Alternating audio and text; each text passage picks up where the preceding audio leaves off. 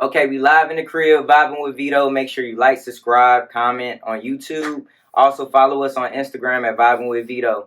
This is Women's History Month, so I've been doing it big for the ladies this month. I will say, you know what I'm saying, showing love, but everybody that's been coming on the show has been doing great things and positive things too as well. So I got a young lady sitting next to me right now. She's a boss. I mean, I was reading your one sheet and I was like, wow. Tell the people who you are and your story. Well, hello. My name is Jasmine. A lot of people know me as Savvy for years now, but I am a production manager.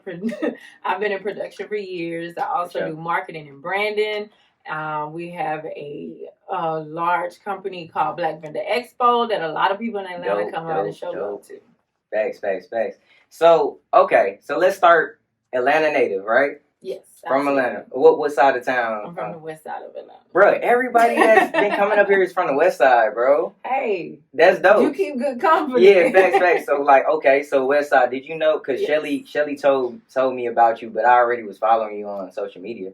Did y'all know each other growing up? I did not know Shelly growing up. Damn, okay. Which is crazy. She from that west side too. That's why I asked. She is. Yeah. But I didn't know her growing up. I met Shelly probably. I honestly don't remember when I actually. And I feel like when you ask a lot of people when they met Shelly, nobody knows. But I just knew we was around each other a lot, and then I guess at the right time we just became really, really close. And now she's like my everyday girl. That's dope. So you basically on this life path where you're working kind of like in your purpose, right? Of course. So you left corporate America, right? Yes.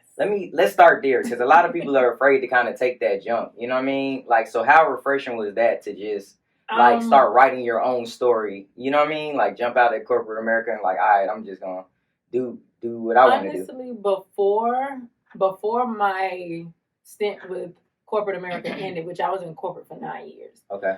Before it ended, I already knew it was going to end. I was setting myself up for, and actually, my relationship with corporate ended during the pandemic. Wow. It was actually June 4th, 2020. But I had been planning it for years. I kept telling myself I'm only doing 2 more years here.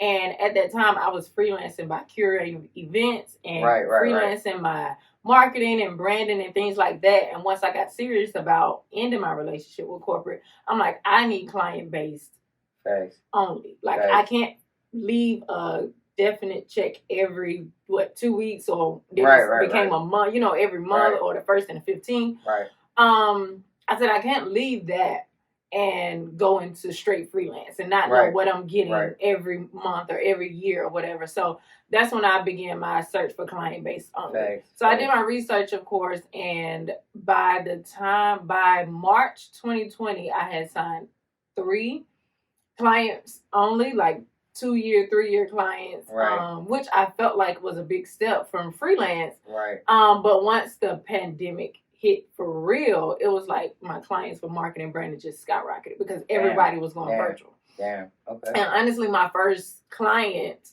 that signed full contract was my church. Wow. So okay. And we're gonna get into that because you have a brand too. I've been there my whole life. So to have them as my first client, it was like, this is nothing but God. That's nothing but God. That's where I need to go. Absolutely. So that was it for me in corporate. It was hard. It was scary. Sometimes it's still scary. Right. Because I went from 9 to 5 to 24/7, honestly. Right. There's no days you're just like, okay, I'm off this day. You never know what's gonna happen. But I do get my relaxation in. Don't think I don't relax and have fun. But it was hard. It was scary. But I mean, I feel like I'm doing what I need to be doing and should be doing. How do you take care of yourself though? Because being that you work for yourself. It's like you said, you don't have no time, a lot of time for yourself. So how do you keep that balance when it comes to work life and leisure time? Things for you.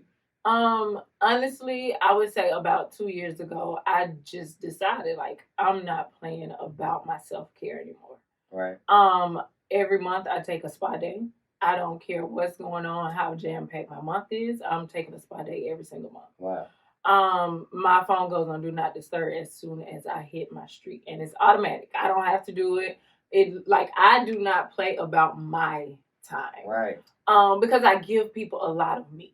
Right. When I work full force. I I don't halfway do anything.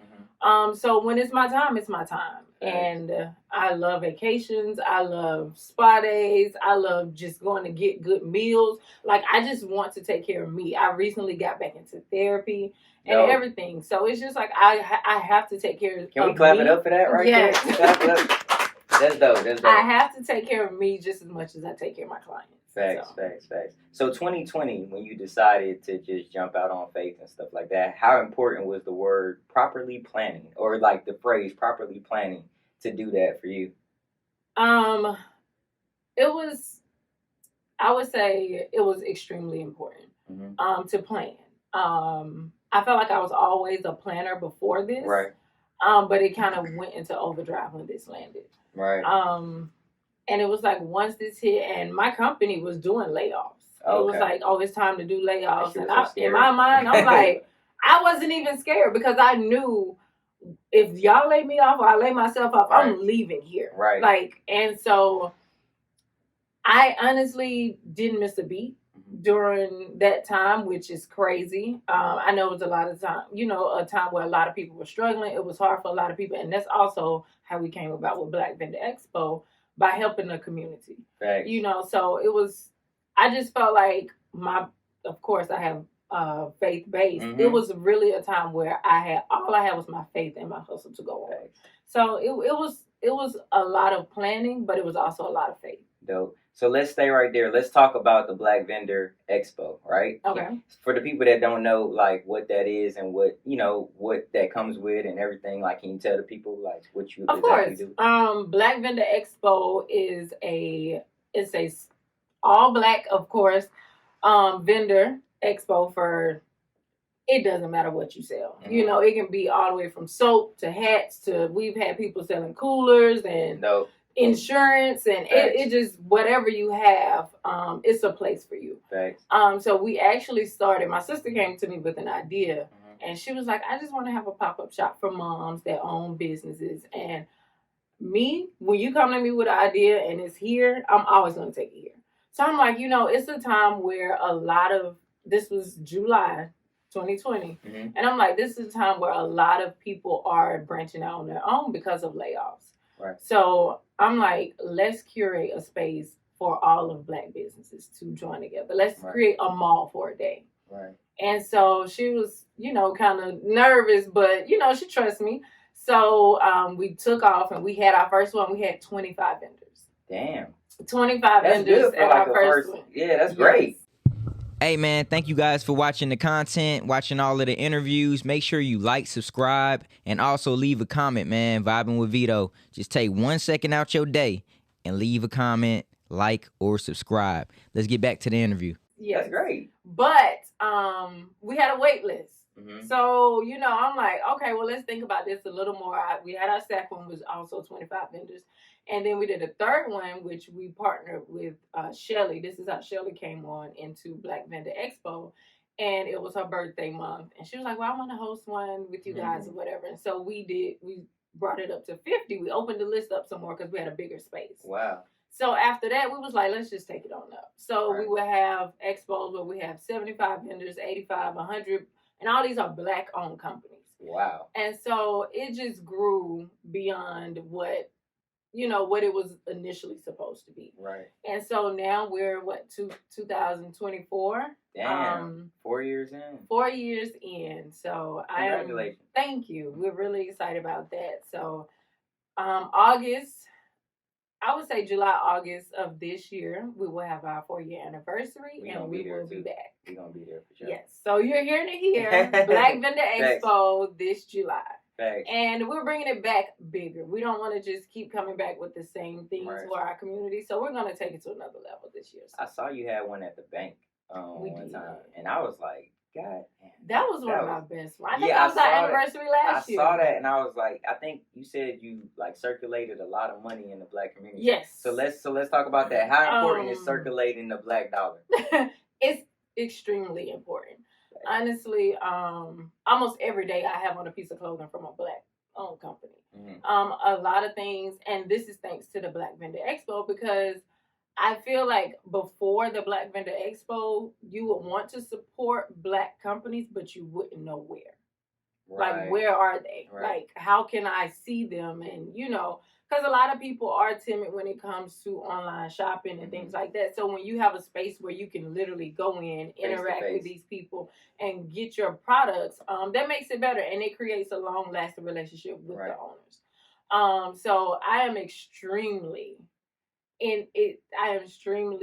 just engulfed in supporting Black businesses. So circulating Black dollars is top of the line for me. We circulated over, I think it was about $3 million. That's what I saw. Yes, in Black dollars. So that was amazing for us, because it's 1 month, one day a month where we get to create a mini Black mall.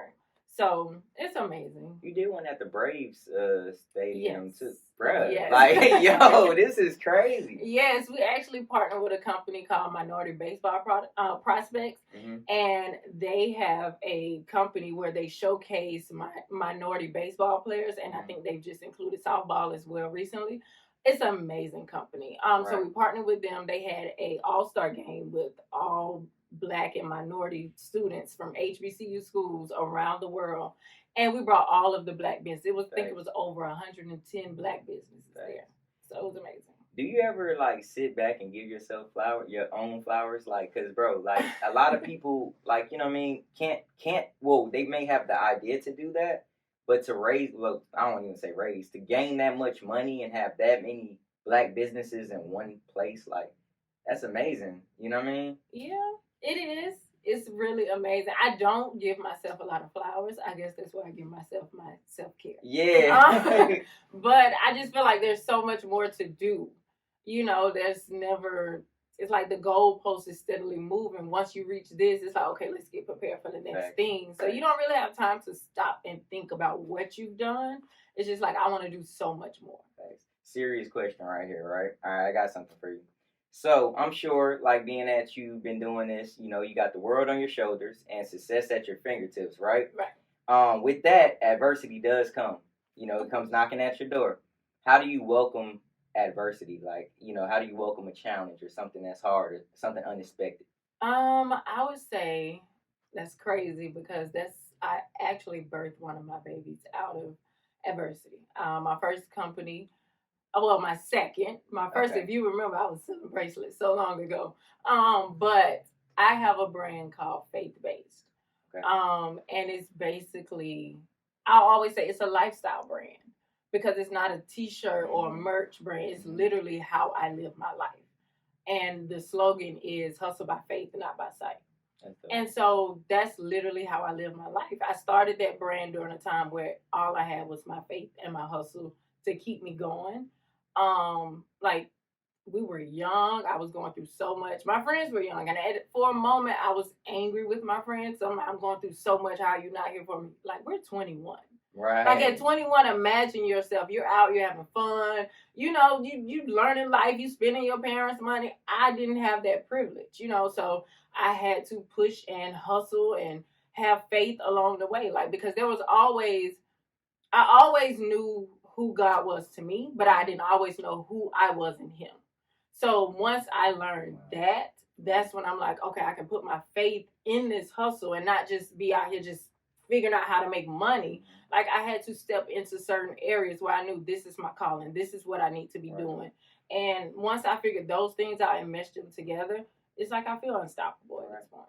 Like, there isn't much that can stop me. So I want to, like, stay right there, too, as well. So you said, like, you were trying to figure out your calling or whatever through doing different things. Like, how did that idea to just be, like, be an entrepreneur, like, come about? Or, like, because you said at 21 you were doing this? We were all in a damn club, like, drinking blue motherfuckers and shit. Excuse my language. But, like, we was in the club having fun. Yeah. At 21, I was not thinking about doing a podcast or, like, doing anything. I was like, man, I'm about to go turn up. So you had to have a different type of mind, like, or was it the people around you, or like what? No, I couldn't say it was the people around me, because people around me were doing just that. Like, I had just came from doing that. Like, if things didn't happen in my life the way that they did, I probably would have still been doing, not right now, but I would have continued with that. But things in my life changed. I had to grow up faster than the people around me. So I had to really focus and hone in on what it is I needed, my family needed, and things like that. So it was mostly a thing of I was always in church, like, but it was a routine. Right. It was a routine. So it's like I knew, go to God when you're having problems. I knew these things, but you don't really know the impact of it until it's your life, it's your story. It's easy to tell people, "Oh, God handle it, God to fix it," until you need the fixing. Right. So once I really put my faith in those things, it was like my whole mindset just changed. Like who I was changed, and my path, and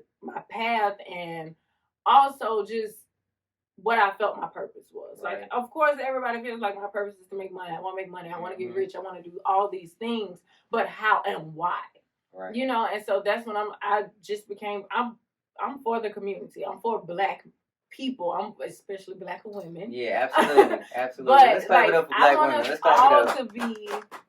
I want us all to just, grow and learn and just understand that once you find your purpose, everything else literally doesn't matter. Like all of the politics and everything, like you can have 1 million followers, but your impact isn't as big as someone that knows their purpose. You can have followers, you can have influence, but it's impact that's needed, that that's pushed out of your purpose. Right. Wow, that's crazy. Thank you for that. I mean, I really wanted to know, that. I'm glad you answered it like that. So I have another question for you. Being a woman in a male-dominant industry, how do you maneuver and stay grounded? Honestly, I've always felt like I've been in a male-dominated industry. Corporate is male-dominated. Life is male-dominated. Right. So just now being in production, I mean, sometimes I don't even notice I'm the only female in the room. Right. Because I don't let my voice be pushed away or casted away to the side. Like I have things to say. I know what I'm talking about. I'm not coming in this room just like, oh, I'm a girl, I'm so soft. Like, I know what I'm talking about. I invest in myself. I invest in my knowledge. I invest in everything that I'm doing, not just money-wise, but mentally. Like, I learn things. I love to read. I am the biggest documentary girl. So wow. I'm just always focused on learning things, so I don't come in a room empty-handed. Right. I don't want to come in a room and it's like, oh, well, she's just here for a pretty face. I never want to be that girl. Right. I always want to have something to bring to everything. Absolutely. So being in a male-dominated industry does not bother me at all. Like sometimes they bring it up before I do. Oh, look at you, the only girl in here. And I'll look around like, oh, I really am. But you know what you're doing, so they're not gonna try you like that. Exactly. And that's sometimes even if you're not the only female, you are the only Black female. So it's always a minority situation with us. Right. So I always tell people, always know what you're doing. Always come in the room. Not always know what you're doing, but if you don't know what you're doing all the time, always be willing to learn. Dope. Like, cause don't come in faking it like you know what's going on. Ask questions. Sit back and learn. Analyze and stuff. Yeah. Always do that. I'm never afraid to not know. Definitely. How do you stay true to your values and morals as a woman in business? How do I stay true to my values and morals? I would say, just like you said, being in a male-dominated industry, you get a lot of guys that aren't really focused on business. So I get told a lot, I'm mean, I'm this, I'm that. But honestly, being a woman in certain rooms, you have to have I can't say persona, but you have to have this wall. You have to, because even if you come in there and you're focused, you're all about business, you're this, they always get sidetracked. Just not, and I don't even have to say you have to be the prettiest woman in the room. Guys are just guys. They like to have fun. Their jokes are different than what we would like them to be sometimes. But just stand true to who I am. Basically keeps me in that space, knowing who I am, knowing what I like, knowing what I don't like. When it comes to business, every dollar isn't a good dollar. Right. I think turning down money is one of the best things that you can do as a business owner. Sometimes you gotta turn that opportunity. You have to. You have to. And that's where peace comes in. Because once you learn every dollar isn't for you, that's where your peace comes in. It's like, I know I know me turning this down will bring other opportunities. Once you get that mindset, you don't always know. I can't say you always know. Right. But once you get a mindset of, okay, this isn't my dollar. It's blocking my actual dollars. Then that's when you're like, okay, I know my values. I know my morals. I know what I need to do for myself. I know my brand. Right. So once you get really in tune and everything within yourself, you already know what you need to do. Thanks. So it's just about learning yourself within and outside of business. Thanks. Have you ever turned down like a hefty amount of money and you're like, damn, this is a lot of money and this is a good opportunity, but it's just not for me? Absolutely.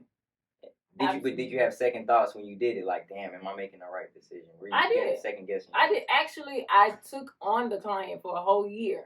And I already didn't want to have this client. I already knew. Wow. I didn't want this client, but the funds were just like, you know what, let's try it out. Funding. Yes. Right. And so when year 2 came about and it was time to renew their contract, I said no. Yeah. I already knew this wasn't something that I wanted to continue. Right. And honestly, I had kind of already replaced their contract, knowing that I was going to end it. Right. But it was still one of my first clients. Right. It was a big client, so it kind of had a couple different ties to me. Right. But I just knew I had to let it go. Thanks. How do you prepare like your day how do you prepare for a successful day? Like, what's your mantras in the morning? Do you meditate? What are some of the things that you do to keep yourself like, okay, today's gonna be one of those days, maybe a tough day, but I'm gonna keep my energy like this, Honestly, what I do every night now, I play sleep sounds. That's my thing. Like what? Like meditation music? Like absolutely. I put on a spa playlist.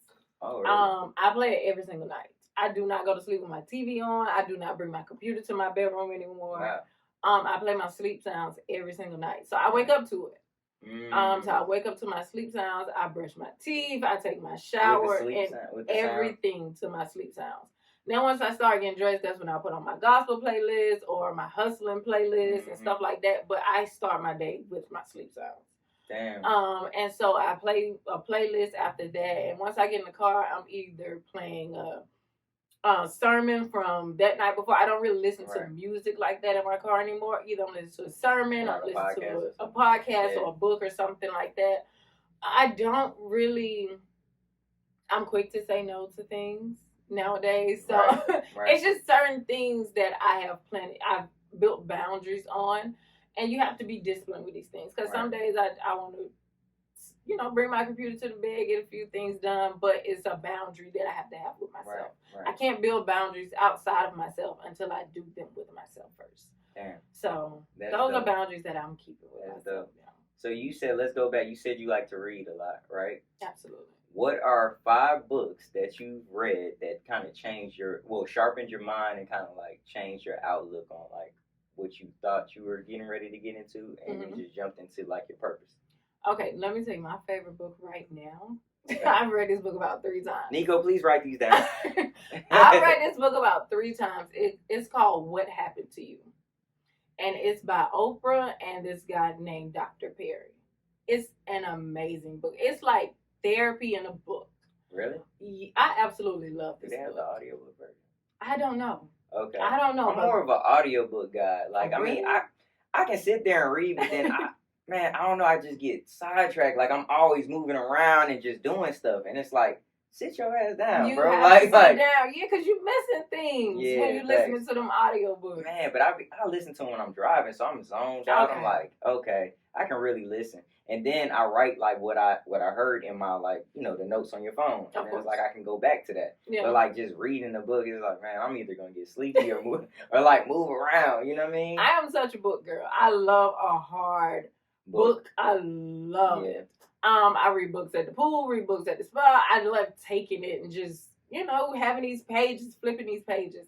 But that is one of the best. I recommend that book to everybody. If my friends are watching, they already know. Read this book. Like during the pandemic, I would tell my friends like, hey, this is the next book we're reading. I would make everybody order the book. They can tell you now. and we would read it. We'll go over the chapters. Like I'm got some such dope a ass learner. friends, bro. I love my girls and my guys and my guys. Don't get me wrong. Facts. But I love my friends. I Right. think I have now curated such a good group of friends. That's dope. Like That's dope. in all areas of life. So. That's dope. So you got 4 more. You gonna say? Oh, I'm sorry. No, you good. I got stuck on that because We know that's a good ass book it's now. It's an amazing book. I actually read Woman Evolve by Sarah Jakes. Okay. Amazing book. I read that one twice. I recommend that to every woman, not just Black women. I recommend that book to every woman. Mm-hmm. My third book, I would say, is I'm a Gabby Union fan. Oh, yeah. I'm just a fan of hers because I love people that are truly themselves. Mm-hmm. And especially living in the I, it's difficult to just be yourself. Sometimes you just want to people please. Right. And I just feel like damn, you said something right there. You know, she's one of those people that's like, hey, this is me, this is my family, this is what we're doing. And hey, take it or leave it. But I read both of her books, which are amazing. It's called We Need Wine. So that was really good. That's a dope title. That was a really good one. How many more I got? You got 3 more. 3? Well, no, Sarah Jakes. We did Sarah. 2 more. Oh, 2 more. 2 more. Okay. Let me tell you, Oprah got good books. Okay. So Oprah has a book. This one was by herself. Oprah has a book. It's called Where Will You Be?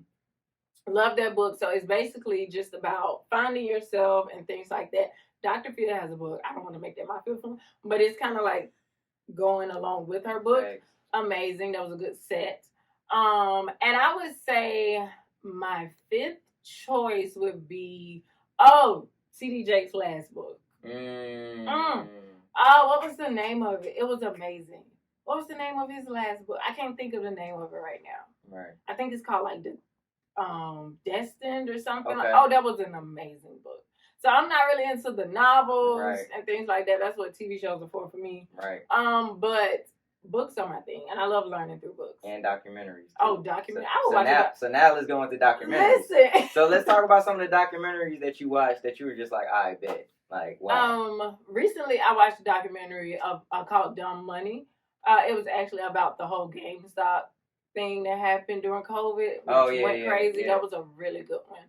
I will watch a documentary about anything. Like I learned a lot watching the McDonald's documentary. I learned a lot watching documentaries about who made the first drive-through at fast food. Just learning about business and how people's minds work and things like that. Like I watched a documentary about who created the first Cheeto. Like potato chips. So it's like just learning about business in so many different avenues. Right. Because I'm a person I just feel like even with my friends, like I have friends from all walks of life. Right. So like, have you ever seen that video of T.I.? Y'all know I love to. Mm-hmm. But that video of T.I. when he was like, I'm a diverse individual. I'll take my kids to school, kiss my girl, go lead the march. Like I feel like that's my life. Like it's you. If you met me 10 years ago, you met a whole nother person. If you met me 5 years ago, you met a totally different person. And if you met me last week, you have no idea I was that girl from 10 years ago. Damn. You know, so I just feel like just having a diverse group of friends, a wide spectrum of likes when it comes to documentaries and things like that. You just learn so much. Your mind is so much more open to things. I just love learning. I don't care what it is about. I just love learning and knowing facts because you never know when you can use these things. Thanks. What brings you complete joy? My nephew, y'all know Spank. Oh yes, he played sports, right? Basketball. Yes, he's amazing at sports, but he's also an amazing student. But Spank, that's my baby. So that's my nephew. Of course, we all know my relaxation, my self-care. Right. I love taking care of me because I haven't always been that person. Right. I was such a caregiver. Yeah. Like I would give people everything till I had nothing. So now that I'm in a space where I'm taking care of me, I absolutely love it. I just love taking care of me. So before we get up out of here, like if you can explain your vibe to the people, what is your vibe? I just told y'all my vibe. Okay, I bet. I'm all of it. Say less. I'm all of it. My vibe, I am fun. I could also just be. A lot of people when they meet me, that's all. You so chill. I didn't think you was that fun. See, you see what I'm saying? Like she just said, I'm a thug. I'm not that person anymore. Right. But I just feel like I'm a very diverse person. Like it depends on my mood. It depends. It doesn't matter who I'm with. If you're gonna catch me like this, you're gonna catch me like this. Right. I'm very faith driven. I'm a people of the community. A person of the community.